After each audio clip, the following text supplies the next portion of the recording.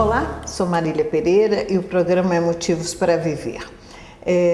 A gente fala de educação, a gente fala de comportamento, a gente fala de felicidade, a gente fala de música, de alegria, entretenimento e de vez em quando eu gosto de falar de educação.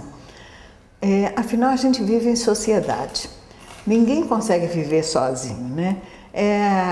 O homem, basicamente, é o único animal que precisa de um apoio quando nasce, porque os outros bichinhos todos já nascem, já saem andando, procurando a teta da mãe. Agora, o ser humano não, o ser humano precisa da mãe, precisa dos cuidados, precisa de aprender a falar, precisa... E se não tiver esse apoio familiar, se não tiver alguém que cuide, que ensine, ele não vai aprender. Então, ele não vai aprender nem andar, não vai aprender nada, vai se arrastar, enfim, o processo da vida humana, ele é completamente diferente dos outros animais. E então, muitas vezes, a família cria ou não tem, não sei, hoje em dia a gente, por exemplo, vê muita adolescente. Que compromisso e que conhecimento tem uma adolescente para ser mãe? Geralmente ela vai depender da própria mãe dela, que nessa altura é a avó da criança, cheia de problemas, cheia de passagem na vida, né? E então aí fica às vezes uma coisa complicada nessa parte de... Quando a gente fala de educação, não é só a educação formal, a educação que você vai receber na escola, você tem que ter a educação familiar também. Mas isso faz parte de um conjunto, porque você tem a educação familiar, mas você tem a criança, para a sua formação, até chegar na idade adulta, ela vai precisar dessa educação formal, que vai passar na mão de técnicos, de professores com conhecimento, de toda uma orientação da sociedade onde a gente vive.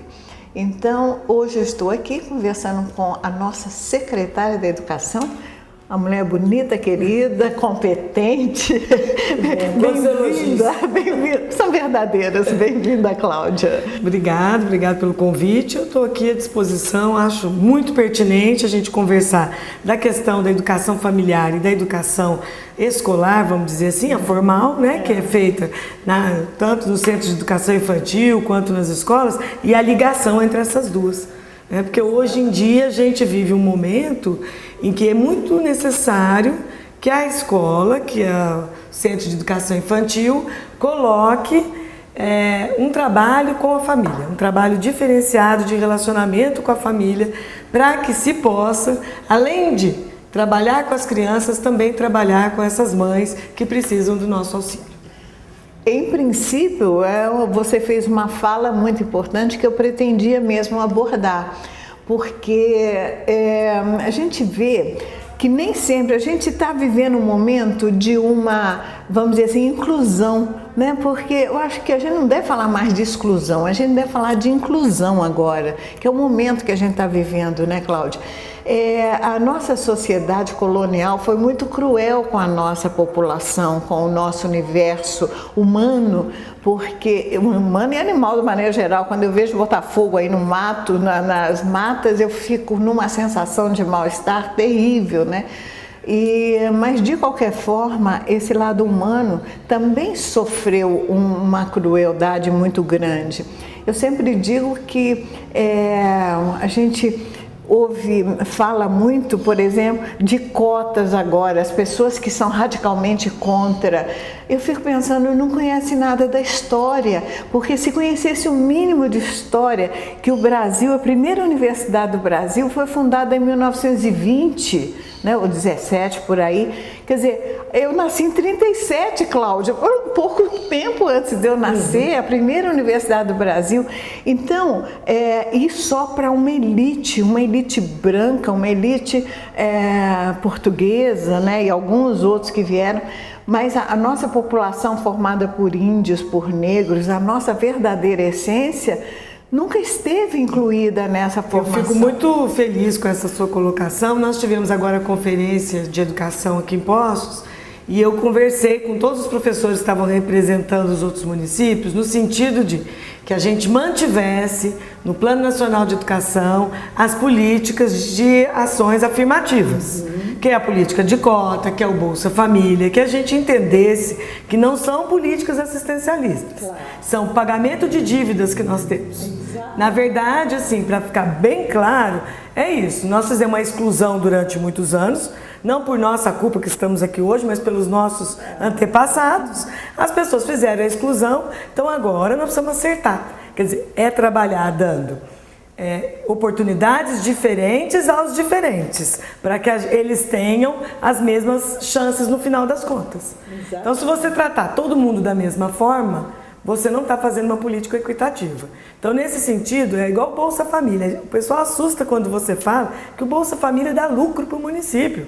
Claro. Porque é dinheiro rendendo. Agora, existem pessoas que usam mal, existem pilantras em todos os segmentos. Desde a religião até o mais simples dos seres. Corrupção existe, não é só na política. Claro. Eu costumo brincar com as pessoas assim, então onde você paga para alguém ficar na tua fila, lá no teu lugar na fila no Magazine Luiza, isso é corrupção. E nós temos que ensinar isso para os nossos estudantes, as crianças e adolescentes, para que eles acreditem nas políticas. Porque nós não estamos falando de política partidária, nós estamos falando de política pública, que é onde você faz a diferença para a população. Você sabe que você está falando isso, só citando um exemplo. Outro dia eu fui pegar o ônibus ali da Champanhar, em frente à Casa Carneiro, e na minha frente tinha uma jovem dos seus 20 e poucos anos com uma menina de uns 5, 6 anos. Então, assim que o ônibus parou, ela empurra a criança, vai na frente, segura o lugar. Aí eu bati no ombro dela e falei assim, hoje você faz isso com a sua filha, amanhã ela vai te bater. Né? Então, ela me olhou muito espantada, ela não entendeu o recado, mas é uma forma de orientar a criança para o mal, orientar a criança a ser corrupta, porque ela estava agindo primeiro que aquela criança deveria estar ou no colo dela ou ceder lugar para um adulto de alguma forma. E segundo, que ela estava ensinando a maneira de usurpar o lugar de outra pessoa, né? Então são nas pequenas atitudes que nós educamos mal os nossos filhos. Depois, quando os nossos filhos se transformam em pessoas difíceis, com dificuldade de lidar com a sociedade, de seguir regras, de ter um desenvolvimento social, aí vai falar que mal eu fiz a Deus. Não foi a Deus, foi ao seu filho. E a gente precisa aprender, principalmente na questão da educação familiar, que a gente ensina pelo exemplo. Claro. Então, não é aquela história de fazer o discurso e depois ter outra prática, não adianta, a criança vai seguir a prática, porque o blá blá blá é muito mais difícil. Então, isso tanto na família quanto na escola.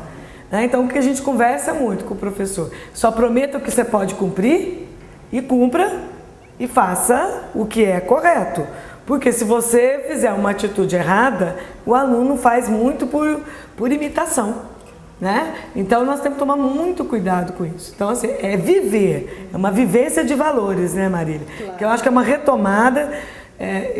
De vez em quando eu fico pensando, né? Nós tivemos uma ditadura, então prendeu-se muito.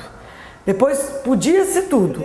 Agora eu acho que nós precisamos chegar no meio termo, onde você respeite os direitos das outras pessoas, cumpra os seus deveres e tenha assegurado os seus direitos. Esse equilíbrio é um pouco difícil de ir se aprendendo, mas eu acho que nós estamos no caminho certo, né, Cláudia? Com você aqui da Secretaria, eu estou muito feliz. Eu já conheço a Cláudia há algum tempo, que ela já foi diretora do Colégio Municipal, onde meus netos estudaram, que você lembra bem deles.